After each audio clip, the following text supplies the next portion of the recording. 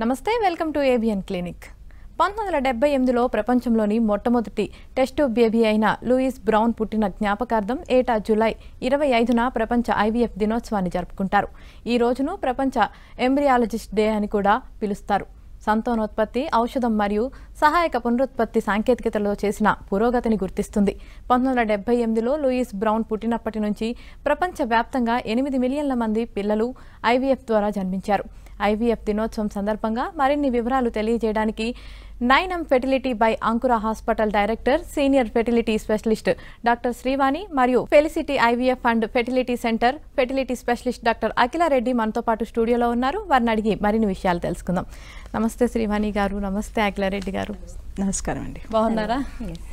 Yeah. అసలు మామూలుగా infertility అంటూ ఉంటారు కదా, అసలు అంటే ఏంటండి? మనకి చాలామంది కపుల్స్ అదేమంటారు సంతానోత్పత్తి గురించి బాధపడుతూ పిల్లలు అవ్వట్లేదు అని చెప్పేసి మన ఫర్టిలిటీ క్లినిక్కి రావడం జరుగుతుంది. ఇన్ఫర్టిలిటీ అనేది ఏంటంటే ఎప్పుడైతే ఒక కపుల్ అదేంటి కలిసి ఉంటున్నారో 1 year అదేంటి అయింది అండ్ ఇద్దరు కలిసి ఉంటున్నారు, బట్ పిల్లలు అవ్వటం లేదు అండ్ ఆడవారికి నెలసరి సరిగ్గా అవుతోంది అయినప్పటికీ కూడాను వాళ్ళ పిల్లలు అవ్వనప్పుడు we say that they are suffering from fertility issues అని చెప్తామండి. ఓకే. అలాగే అఖిలారెడ్డి గారు, అసలు ఈ ఆడవాళ్ళల్లో ఈ సమస్య రావడానికి ప్రధాన కారణం ఏంటంటే చాలామంది ఏమంటారంటే వెయిట్ ఎక్కువ ఉండటం వల్ల, పీసీఓడి కారణం, ఇలా రకరకాల కారణం. అసలు మెయిన్ రీజన్ ఏంటండి? సో ఇవాళ రేపు మీరు చూస్తున్నట్టయితే కెరియర్ ఆప్షన్స్ ఇవన్నిటికీ లేట్గా ప్లాన్ చేసుకుంటున్నారు. ఫస్ట్ అంటే న్యాచురల్ కాజెస్ కంటే కూడా ఎక్వైర్డ్ ఫర్టిలిటీ ఎక్కువగా అవుతుంది ఈ మధ్య. అది కాకుండా ఇన్ జనరల్గా రీజన్స్ ఏముంటాయంటే బ్లీడింగ్ ఇర్రెగ్యులారిటీస్ ఉన్నప్పుడు, ఇప్పుడు కరెక్ట్గా నెలసరి అవుతేనే వాళ్ళకి ప్రెగ్నెన్సీ ప్లాన్ చేసుకోవడానికి వీలుగా ఉంటుంది. అదే మెన్స్ట్రల్ సైకిల్ ఇర్రెగ్యులారిటీస్ అంటే నెలసరి సరిగ్గా రాకపోవడంతో వలన ఫర్టిలిటీ ఇష్యూస్ రావడం ఉంటుంది. సెకండ్ థింగ్, ట్యూబ్స్ ఏమన్నా బ్లాక్ ఉంటే అంటే ఫెలోపియన్ ట్యూబ్స్ అంటాం, అవి ఏమన్నా బ్లాక్ ఉన్నా ఫర్టిలిటీలో ఎండ్ అవుతారు, ఇన్ఫర్టిలిటీలో. అదేవిధంగా పాలిసిస్టిక్ ఓవరీ, నీటి పొడుగులు అంటారు, ఆ ప్రాబ్లంతో ఉన్న వాళ్ళకు కూడా ఇన్ఫర్టిలిటీ ఇష్యూస్ ఉంటాయి. ఎండోమెట్రియాసిస్ అంటారు, అంటే ఇప్పుడు ఏదైతే నెలసరి చెడు రక్తం అంతా అండాశయంలో పేరుకుపోయి వాళ్ళకి క్వాలిటీ ఎగ్ రిలీజ్ అవ్వదు. సో దానివల్ల కూడా ఇన్ఫర్టిలిటీ సమస్యలు ఎక్కువగా ఉంటాయి. ఇది కాకుండా న్యాచురల్గా కలిసినప్పుడు నొప్పి రావడం కొంతమందికి, దానివల్ల కూడా ఇన్ఫర్టిలిటీ ప్రాబ్లం ఉంటుంది. సో ఆడవాళ్ళల్లో మేజర్గా ఇవి న్యాచురల్ కాజెస్. వీటి కాకుండా బరువు ఎక్కువ ఉండడం వలన ఎగ్ క్వాలిటీ సరిగ్గా ఉండదు వాళ్ళు, అలా ఫర్టిలిటీ ఇష్యూస్లో ఎండ్ అవుతారు. ఆర్ బరువు ఎక్కువ ఉండడం వలన మెన్స్ట్రల్ ఇర్రెగ్యులారిటీస్ ఉంటాయి, సో అలా ఫర్టిలిటీలో ఎండ్ అవుతారు. సో ఇవి కొన్ని like very common reasons. Okay అండి. శ్రీవాణి గారు, మీరు చెప్పండి. అంటే ఇంతకు ముందు అయితే ఆడవాళ్ళు ఎక్కువగా ఈ ప్రాబ్లం చూసేవాళ్ళం, కానీ ఈ మధ్య కాలంలో అయితే మగవారిలో కూడా ఈ ప్రాబ్లం అన్నది ఎక్కువగా చూస్తూ ఉన్నాం. అసలు దీనికి గల మెయిన్ రీజన్ ఏంటండి? మీరు అన్నట్టు నిజంగానే అండి, మా ఇన్ఫర్టిలిటీ అంటే ఓన్లీ ఇది ఆడవారికి సంబంధించిన ప్రాబ్లమ్ అని అనుకుంటారు, బట్ ఇప్పుడు మనం చూస్తున్నది ఏంటంటే ద కాజెస్ ఫర్ ఫర్టిలిటీ పరంగా చూసుకుంటే ఫీమేల్ ఫ్యాక్టర్స్ మనకు ఉన్న ఏవైతే ఉంటాయో దానికి అనుగుణంగానే మేల్స్లో కూడాను ఇష్యూస్ అనేవి చూస్తూ ఉంటాం. అండ్ మేల్స్, ఇందాక మనం ఫీమేల్స్ ఫ్యాక్టర్స్ అని కూడా మాట్లాడుకున్నాము. మగవాళ్ళలో చూసినట్టుగా అయితే వాళ్ళలో మనం బేసిక్గా చేసే టెస్ట్ ఏదైతే సెమినాలిసిస్ అనేది చేస్తామో అందులో మనకి స్పర్మ్ కౌంట్, మొటిలిటీ అనేది చూస్తామండి. సో ఇప్పుడు ఫర్టిలిటీ ఇష్యూస్ తోటి వచ్చే కపుల్స్లో మేల్ పార్ట్నర్కి మనం చేసే టెస్ట్లో ఎప్పుడైతే కౌంట్లో కానీ మొటిలిటీలో కానీ ఇష్యూస్ అనేవి ఉన్నప్పుడు అదేంటి మెయిల్ ఫ్యాక్టర్ కూడా ఉందంటాము. అండ్ ఈ మధ్యకాలంలో ఏంటంటే మెయిల్ ఫ్యాక్టర్ ఇష్యూస్ కూడా చాలానే చూస్తున్నాం. So what are the reasons అంటే మాత్రము one of the most common causes, ఎలాగైతే ఆడవాళ్ళలో మనకి వెయిట్ ఇష్యూస్ అనేది మనం ఎక్కువగా చెప్పుకుంటామో మగవాళ్ళలో కూడాను weight is one of the factor అండి. బికాజ్ వెయిట్ గెయిన్ అవ్వడంతో హార్మోనల్ ఇష్యూస్ అనేవి చూస్తాము. అండ్ స్ట్రెస్ అండి, స్ట్రెస్ అనేది కూడాను అటు ఆడవాళ్ళకు కానివ్వండి మగవాళ్ళలో కానివ్వండి it will lead to the hormonal imbalance. And మనం లీడ్ చేసే life style, because these days now days ఏంటంటే most of the work is like కొంచెం సెడెంటరీగా అయిపోతుంది. అంటే కంప్యూటర్స్ మీద వర్క్ చేయడం అనేది ఉంటుంది, అంటే ఫిజికల్ యాక్టివిటీ అనేది లేకపోవడం. సో దీనివల్ల కూడాను మనకు అదేంటి హార్మోనల్ డిస్టర్బెన్స్ రావడము అని చూస్తాం. అండ్ మగవాళ్ళలో ముఖ్యంగా ఈ కౌంట్ ఇష్యూస్ ఉన్న వాళ్ళు ఏంటంటే వారికోసీల్ అని చెప్తాము, అంటే కింద అదేంటి స్క్రోటంలో బ్లడ్ అనేది జమ అవడిపోవడం వల్ల టెంపరేచర్స్ అనేవి పెరిగేసి స్పర్మ్ కౌంట్ మీద మనకి ఎఫెక్ట్ అనేది చూపించడం జరుగుతుంది. So these are all the things, అంటే అటు మనకి ఎన్వైరన్మెంటల్ ఫ్యాక్టర్స్, లైఫ్ స్టైల్లో ఇష్యూస్ ఉండడం వల్ల కూడాను మేల్స్లో కూడా మనము ఎక్కువగానే చూస్తున్నాం. ఆడవాళ్ళలోనే కాకుండా even the equal percentage of the issues are even from the male అండి. ఓకే అండి. అలాగే మనం చూసుకున్నట్లయితే మొదటి చైల్డ్ నార్మల్గా పుట్టినా సరే సెకండ్ చైల్డ్కి కూడా చాలా మంది ఇబ్బంది పడుతున్నారు. అంటే ఎందుకని అలా ప్రాబ్లం ఎందుకు వస్తుంది? ఫస్ట్ బాగానే అయినప్పుడు సెకండ్ కూడా అవ్వాలి, కానీ సెకండ్ దానికి చాలా మంది డాక్టర్లు చుట్టూ తిరుగుతున్నారు, మేము పిల్లల్ని కందాం అనుకున్నాం కానీ అవ్వట్లేదు. దీనికి రీజన్ ఏంటండి?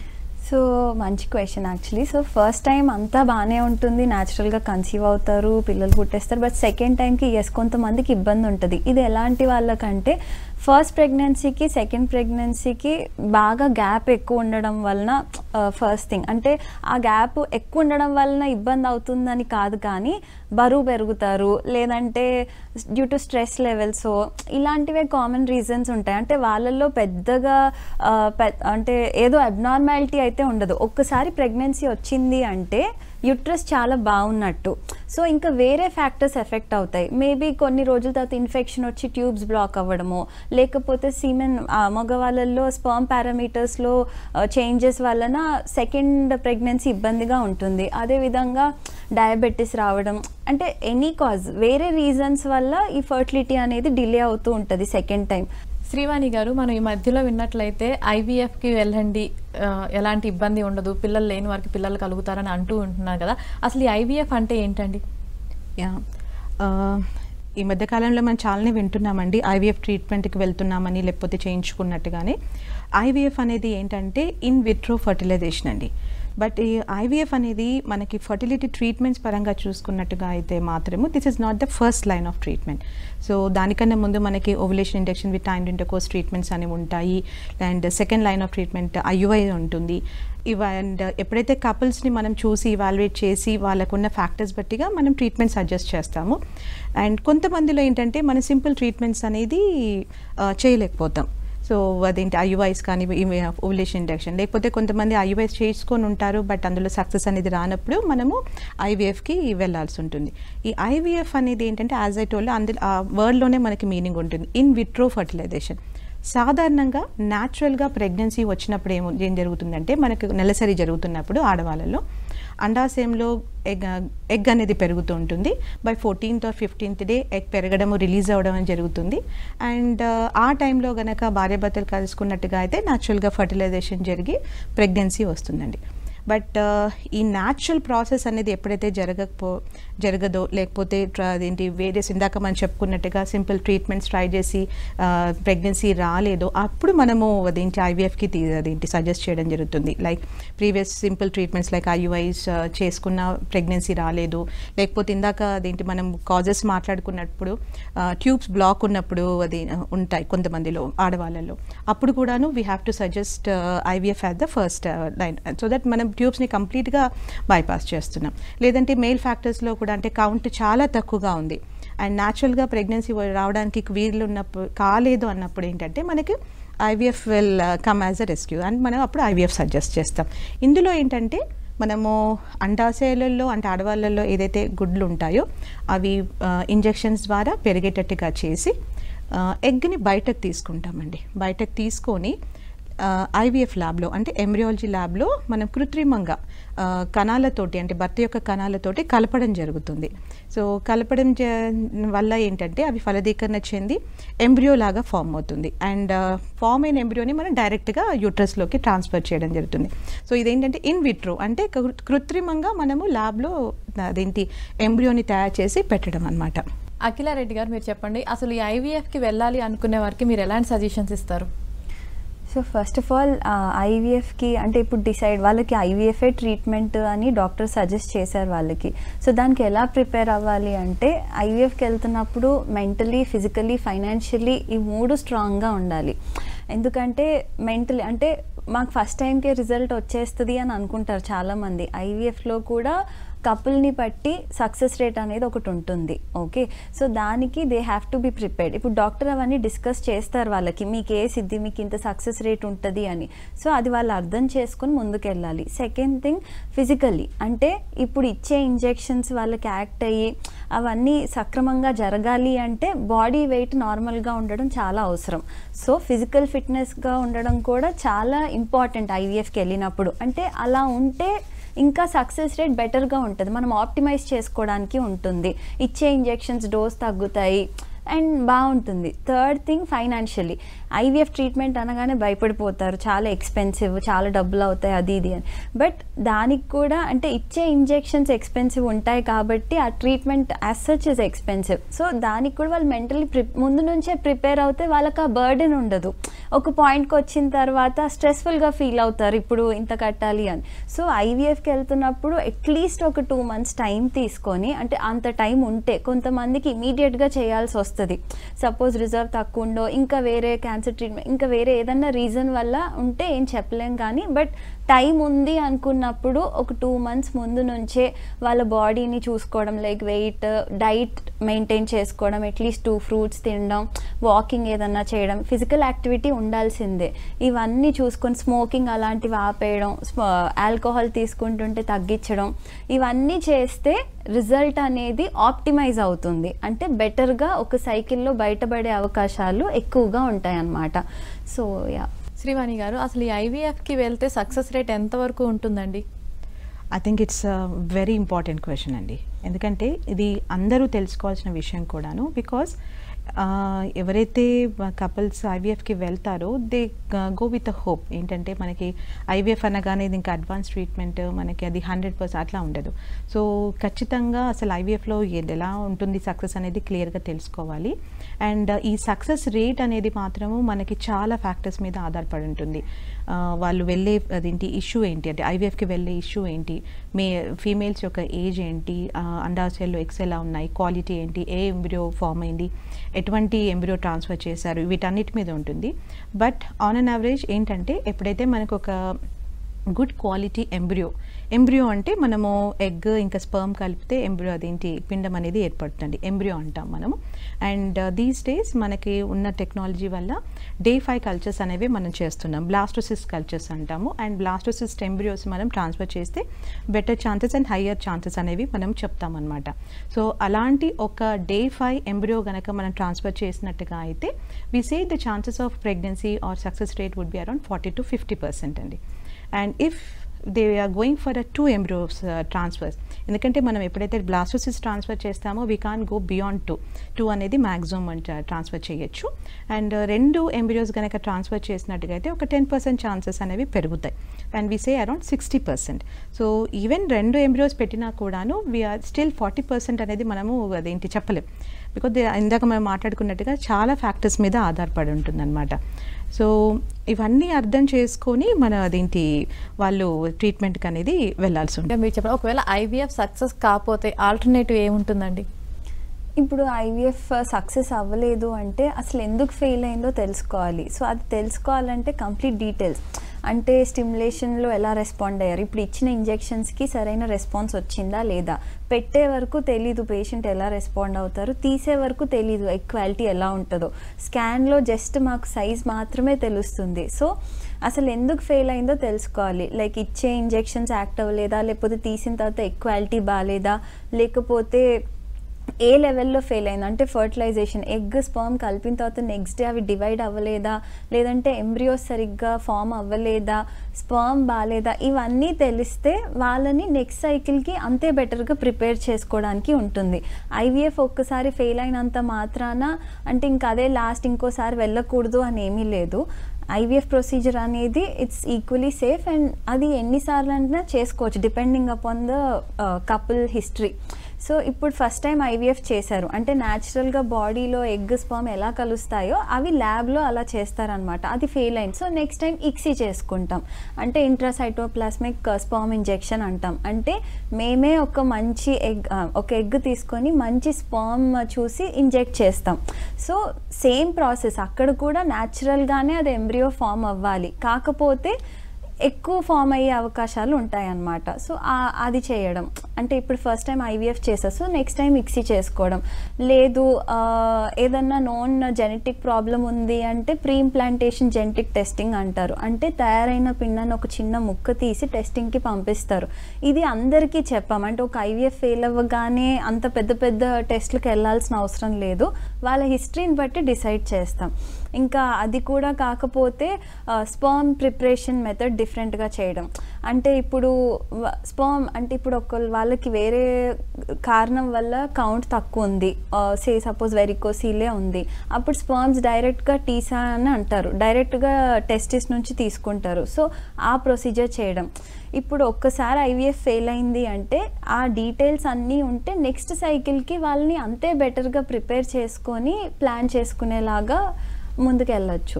ఓకే, అయితే ఒకసారి ఫెయిల్ అయినా మళ్ళీ సెకండ్ టైం ట్రై చేయొచ్చు ఐవీఎఫ్? ఖచ్చితంగా అవ్వచ్చు. ఒక్కసారి అయినా ఇప్పుడు ఫస్ట్ టైం ఇట్స్ లైక్ తెలీదు వాళ్ళు ఎలా రెస్పాండ్ అవుతారో. లైక్ చెప్పాను కదా, తీసే వరకు తెలీదు ఈక్వాలిటీ ఎలా ఉంటుందో, ఇంజెక్ట్ చేసే వరకు తెలీదు పేషెంట్కి ఎంబ్రియోస్ వస్తాయా లేదా అని. సో ఇవన్నీ ఒకసారి అయిన తర్వాత ఒకసారి ఫస్ట్ సైకిల్లో బయటపడే వాళ్ళు ఈక్వల్లీ మంచి నెంబర్లోనే ఉంటారు. అవ్వలేదు అనుకుంటే వాళ్ళకి ఇంకా వేరే రీజన్స్ ఏవో ఉంటాయి. సో అవి రెక్టిఫై చేసుకొని మనం ముందుకు వెళ్ళాలన్నమాట. ఓకే అండి, శ్రీవాణి గారు మీరు చెప్పండి, అసలు ఈ ఐవీఎఫ్లో అండాశయ ప్రేరణ ఎందుకు చేయాలి? ఓకే, అండాశయ ప్రేరణ అంటే స్టిమ్యులేషన్ అండి, అంటే ఓవేరియన్ స్టిమ్యులేషన్ అంటాము దాన్ని. ఐవీఎఫ్లో ఇందాక మనం మాట్లాడుకున్నప్పుడు ఏదైతే పద్ధతి అంటే ఐవీఎఫ్లో ఉన్న ప్రొసీజర్ వైజ్ మనం చూసుకున్నట్టుగా అయితే మనకు ఎగ్ అనేది పెరిగిన తర్వాత మనము ఎగ్ రిట్రీవల్ ప్రొసీజర్ అనేది చేస్తాం. సో ఇక్కడ మనకు ఎగ్స్ అనేవి పెరగాలండి. సో న్యాచురల్గా అదేంటి మనకి న్యాచురల్ సైకిల్లో అదేంటి అండాశయాలలో వీ మైట్ బీ హ్యావింగ్ అంటే బేస్డ్ ఆన్ ద ఏజ్ అదేంటి ఒక్కొక్క సైడ్ అరౌండ్ 8 to 10 అట్లా ఎగ్స్ అనేవి ఉంటాయి. బట్ మనకు న్యాచురల్ సైకిల్లో ఓన్లీ ఒకటే ఒక ఎగ్ పెరుగుతుంది, అది ఓవులేట్ అవుతుంది. బట్ ఇక్కడ ఐవీఎఫ్లో ఏంటంటే మనము అటు right side plus left side ఉన్న అండాశయాలలో ఉన్న ఎగ్స్ వాటన్నిటిని మనము పెరిగేటట్టుగా చేస్తాం.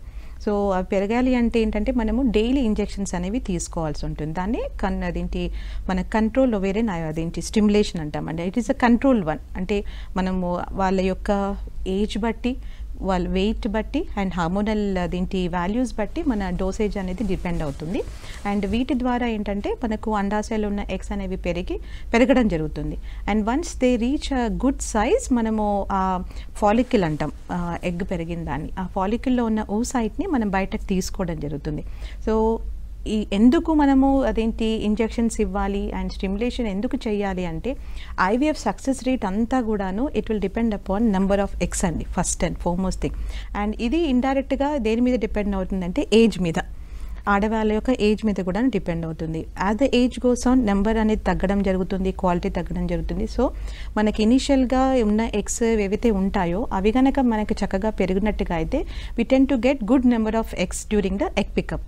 సో ఎగ్స్ అనేవి మనకి అదేంటి చక్కగా అదే నెంబర్స్ అనేది వచ్చినట్టుగా అయితే వాటిలో ఉన్న బెస్ట్ ఎగ్స్ని మనము కణాలతోటి కలపడం జరుగుతుంది. అండ్ ఎంబ్రియో లాగా మనం ల్యాబ్లో అదేంటి కల్చర్కి పెట్టినప్పుడు the conversion towards the embryo మనకు పర్సంటేజ్ కూడాను పెరుగుతుంది.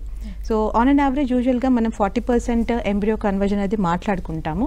సో ఇనిషియల్గా ఎన్ని ఎగ్స్ వస్తాయో దాని మీదనే మనకి ఎంబ్రియోస్ అనేవి ఫామ్ అవుతాయి. So if you get good number of embryos మనం అందులోంచి కూడాను బెస్ట్ ఎంబ్రియో సెలెక్ట్ చేసి ట్రాన్స్ఫర్ కూడాను చేసే అవకాశాలు ఉంటుంది. అందుకోసమనే మనము 1 or 2 ఎగ్స్ కాకుండా we tend to stimulate the ovary and take good number of eggs. అలాగే అఖిలారెడ్డిగా మీరు చెప్పండి, అంటే ఇప్పుడు చాలామంది కూడా కెరియర్లో మేము సక్సెస్ అవ్వాలనో సెటిల్ అయిన తర్వాత పెళ్లి చేసుకోవాలనో చాలామంది లేట్గా పెళ్లి చేసుకుంటారు. పెళ్లి చేసుకున్న తర్వాత కూడా వెంటనే పిల్లల్ని కనడానికి చాలామంది కూడా ఇష్టపడలేదు. లేట్గా పిల్లల్ని కనాలి అనుకునే వాళ్ళు కొంతమంది ఉంటారు. అలాంటి వాళ్ళకి ఒకవేళ పిల్లలు పుట్టకపోతే లేట్ వయసు వాళ్ళకి కూడా ఈ ఐవీఎఫ్ అన్నది సక్సెస్ అవుతుందంటారా? అంటే వాళ్ళు దానికి వెళ్ళొచ్చు అంటారా? అంటే ఏజ్ లిమిట్ ఏమైనా ఉంటుందంటారా? సో ఐవీఎఫ్కి అంటే ఇప్పుడు కెరియర్ వల్ల వాళ్ళు ప్రెగ్నెన్సీ పోస్ట్పోన్ చేసుకోవాలనుకుంటున్నారు, లేదంటే పెళ్ళే డిలే చేసుకోవాలనుకుంటున్నారు. అలాంటప్పుడు ఎగ్ ఫ్రీజింగ్ అని ఉంటుంది.